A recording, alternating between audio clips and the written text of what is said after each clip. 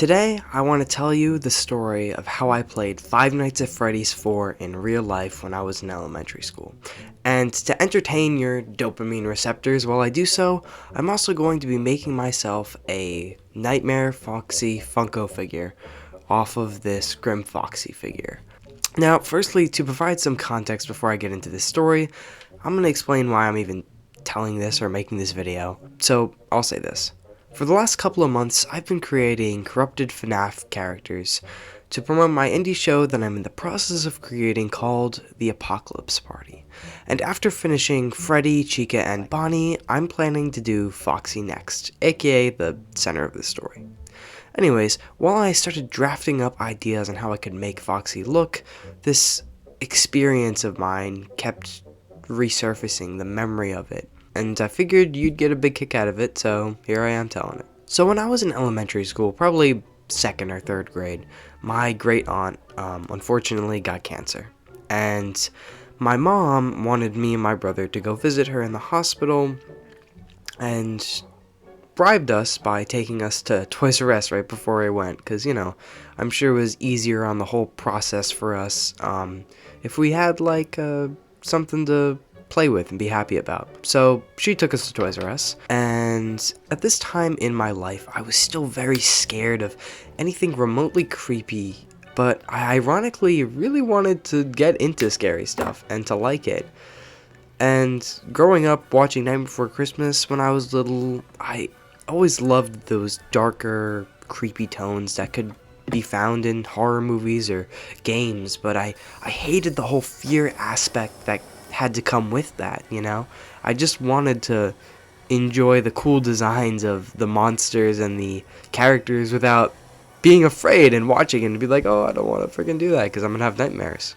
So anyways, as I was walking down the aisles of Toys R Us, looking for something a little more on the creepier side, I'll say, I ended up walking to the back of the toy store where the floors weren't colored pink or blue, and I found the adult section, the horror section that housed figures of Freddy Krueger to Alien vs. Predator.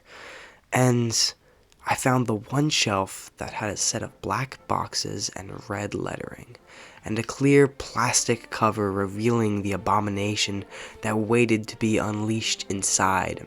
And almost feeling guilty or afraid for my newfound darker taste, I hesitated, and I looked over my shoulder a few times. But, as I'm sure you're aware of, a boy's unquenchable thirst for curiosity is something that cannot be so easily ignored. So I looked again at the demented red plastic fox in front of me, and I reached out to grab it off the rack. Without understanding the evil that was about to be summoned, and the experience I was about to gain, unknowingly I had just picked up the Nightmare Foxy funko figure from Five Nights at Freddy's 4. Giddy with excitement, I ran over to my mom and brother who were getting ready to check out and gave my mom the animatronic red fox I had just found.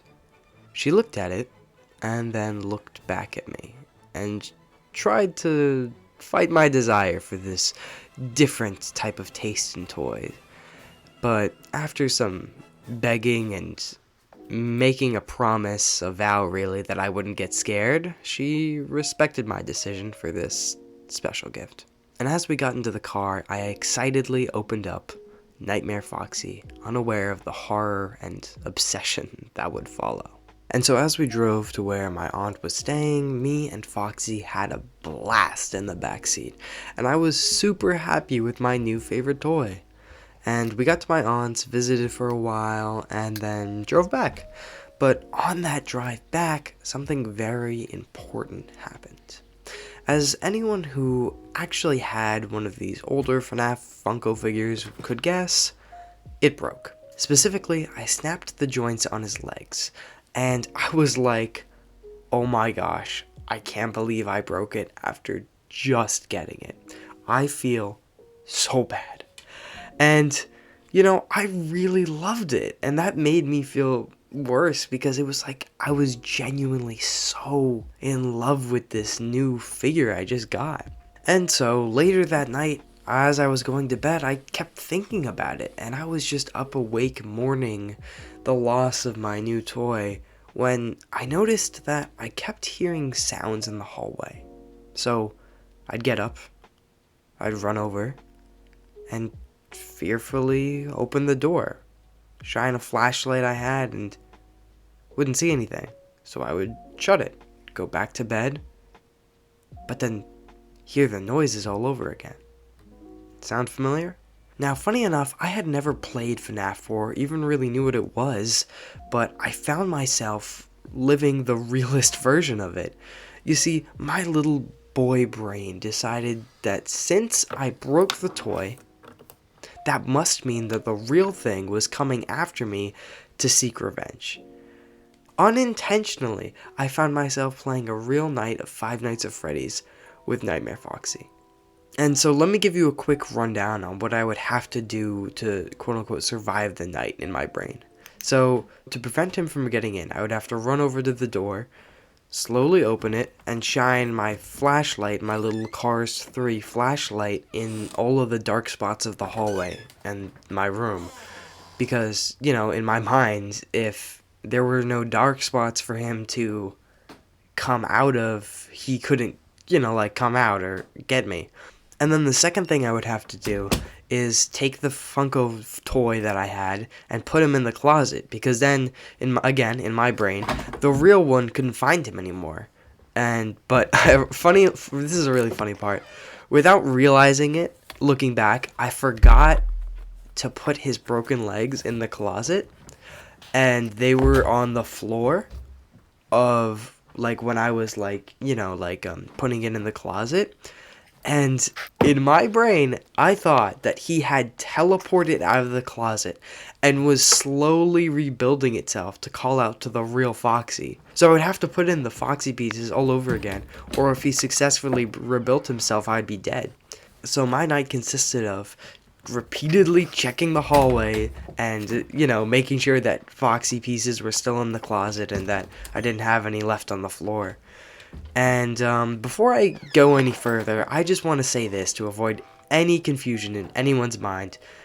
There was no real animatronic out there, or at least, one that I could see. And this was just my untamed imagination running wild again. Because you see, this wasn't the first time something like this would or has happened. When I was little, I had terrible, terrible night terrors. My whole childhood. Where I'd wake up screaming in terror, and whenever I was somewhere dark, I could just see monsters lurking at them just beyond my vision. And all the dark spots in the area that I'd be in would turn into shadowy figures that were just there, and no one else could see them but me. And I hear that's a common experience, but I don't know, it was so real and so I could see them so detailedly. It was actually where I get a lot of the inspiration for my monsters. Just looking back on what I was scared of as a kid, looking back and remembering instances like this where I convinced myself that something was real that wasn't, and then I'll actually bring it to life, But to get back to the Foxy story, after a while, as you can guess, I eventually fell asleep and woke up in the morning still alive. So after I got out of bed, what I immediately did is what no other Fnaf main character has ever done. I broke the cycle. So it wouldn't happen again. So I wouldn't go through another one of those nights. What I did is I unburied the Foxy figure that I had once loved with all of my heart in my closet, grabbed my dad's hammer, and went out to the backyard to smash my new toy to pieces. You see, I loved it. But it was not worth getting killed over. So I broke it. I destroyed it. I smashed it, and I buried the remains in my backyard and forgot about it for a really long time until I actually got into FNAF, and years later went outside, dug it up, and luckily I wasn't too good at swinging a hammer yet or digging holes, so it was still fairly intact and easy to find. So then I, took it inside, put the remains in my scrap toy box, and waited for a chance to use it. And I didn't for a really long time, just kept delaying it, and until a few months ago, when I wanted to test out a new idea I had for making stop-motion puppet limbs for my Corrupted series, and I used his parts as a base. And then I created this, OG Corrupted Foxy. And I looked at it and I was like, this is a cool idea. And that gave me the inspiration to make the whole Corrupted Fnaf series. Since this is the reason I started the whole series, I figured it'd be a cool, fun story to tell, and, you know, go full circle. And now, for all of you wondering, no, this does not replace the Corrupted Foxy video. This is just like prep for it, and an in-between for me so that I can have a breather and don't have to keep making Five Nights at Freddy's puppets all the time. Also, the reason I decided to make my own Nightmare Foxy figure in the background from Grim Foxy is because the original figures are now discontinued and hella expensive, and also because the modern Funko Fnaf joints don't really break, opposed to the other ones which, like, if you move it the wrong way, the entire thing's just gonna explode. So I decided, you know what, hey, I give myself a little challenge, have a little background imagery, and make a cool Nightmare Foxy. And I mean, Grim Foxy is just the perfect base for it, and I think it turned out really well. You know, there's some spots that are a little shoddy, but I think it's pretty cool. Anyways, I'm really looking forward to making the real Corrupted Foxy, so please subscribe if you enjoyed this video.